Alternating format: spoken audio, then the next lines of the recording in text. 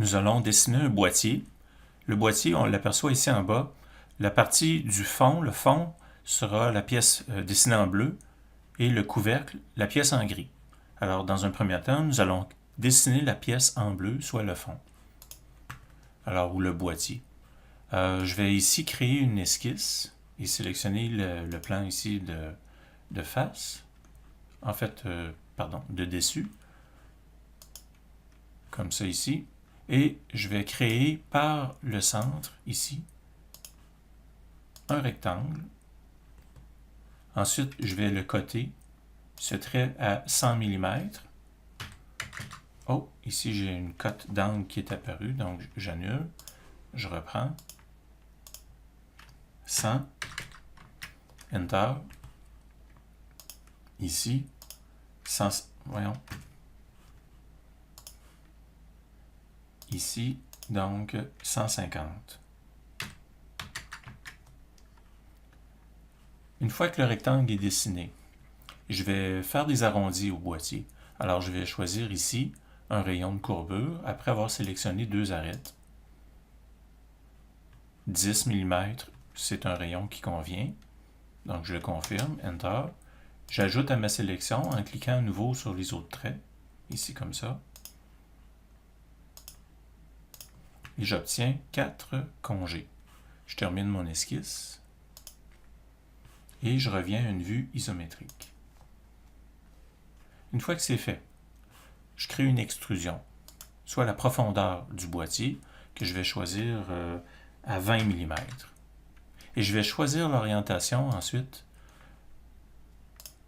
On peut le voir ici, j'ai le choix vers le haut ou vers le bas. Donc je vais faire le choix de dessiner sous le plan de la vue de dessus, comme ceci. Ensuite, nous allons dessiner un chanfrein. Alors un chanfrein, c'est ça ici, sur la surface ici qui est en dessous. Et ce chanfrein, nous allons lui donner une valeur de 3 mm. Ça va faire un coin qui est plus doux lorsqu'on utilise le boîtier. Je confirme ici le chanfrein. Nous allons créer une coque en appuyant ici. Nous allons déterminer l'épaisseur de la coque, soit 2,5 qui est proposé, c'est très bien, et sélectionner la surface. Je confirme ici avec le crochet.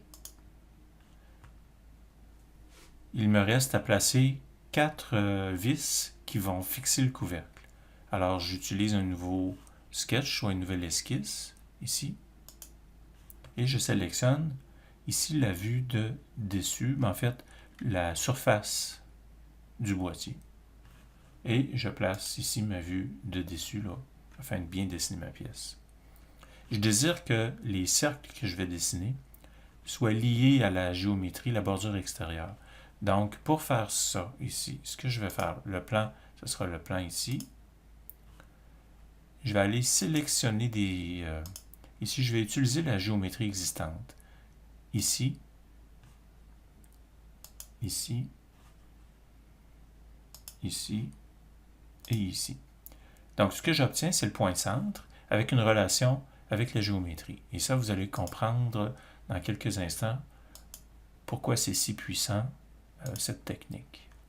Donc, je dessine à partir du centre un cercle et il y a une contrainte, une relation là, qui s'inscrit.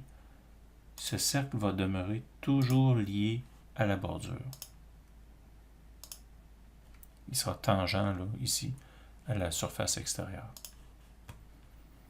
Je reviens à ma vue isométrique et j'ajoute maintenant l'extrusion. L'extrusion, je vais faire attention aussi, donc ce ne sera pas un nouveau solide, mais je vais ajouter au solide existant. Donc je vais le fusionner avec le boîtier. Et la région ici, je vais cliquer pour dire c'est ce cercle-ci. Et observez bien la zone qui est sélectionnée. Ce n'est pas le cercle au complet, on l'aperçoit. Ce n'est que la partie intérieure. Et plutôt que de l'avoir vers le haut, évidemment, je vais choisir l'autre orientation en prenant soin de dire Up to Next. Donc jusqu'au suivant, dans l'autre direction. Et ce que j'obtiens ici, c'est une surface qui est complètement fermée et le chanfrein, lui, est demeuré intact. Alors, pourquoi c'est si important de placer les lignes existantes, considérer les lignes existantes? Je vous le présente tout de suite. Donc, si je vais modifier le sketch 1 ou l'esquisse 1 et que je détermine de nouvelles dimensions à la boîte, soit 120 par, disons, 200. Ce qu'on va remarquer ici, c'est que les proportions ici ont changé. Les nouvelles dimensions sont appliquées et les cercles sont demeurés tangents à la bordure extérieure. Donc, c'est l'adaptativité qui devient puissante, puisqu'on peut modifier par de simples codes de dimension la taille de toutes les fonctions existantes. Donc ça, c'est très, très puissant. C'est quelque chose à mettre à profit. Je vais terminer ici avec les supports, des supports qui vont guider l'autre pièce, le couvercle. Donc je vais choisir ici de faire une esquisse sur cette vue. Selon la même technique, je vais utiliser les lignes existantes. Donc je vais dire, utilisons, tiens, je vais prendre celle-ci. Est-ce que je prends celle-ci? Non, je vais plutôt conserver la même stratégie. Donc je vais dire, utilisons celle-ci. Ici. Oh. Ici. Est-ce que je l'ai conservé? Ici. Ici. Ici.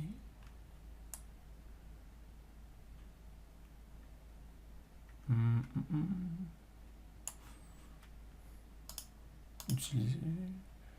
OK, bon, c'est beau, c'est apparu. Alors là, ici, j'ai toujours donc selon ma vue de dessus, je vais tracer des cercles qui vont être d'une dimension fixe, cette fois-ci de 9 mm.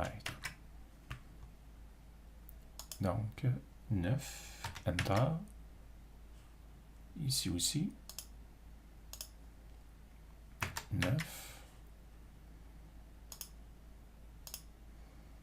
9. 9. Je termine l'esquisse.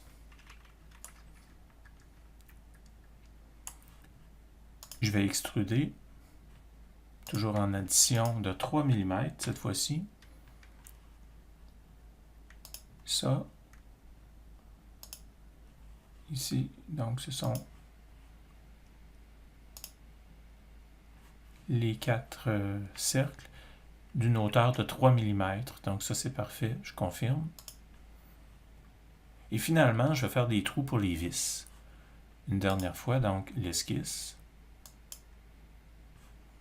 Toujours en plan, vue de dessus. Cette fois-ci, je vais placer, encore une fois, ma géométrie existante, soit les cercles.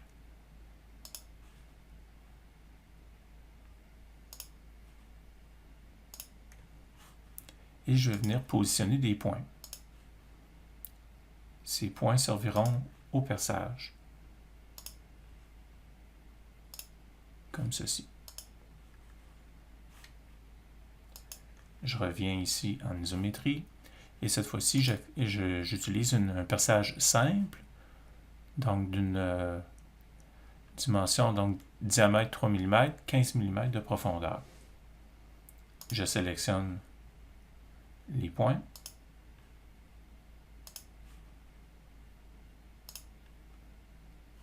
Je vérifie mes perçages, c'est réussi. Alors je confirme mes perçages. Le fond du boîtier est maintenant terminé. Alors je vais ici, la pièce 1, la renommer comme étant le fond.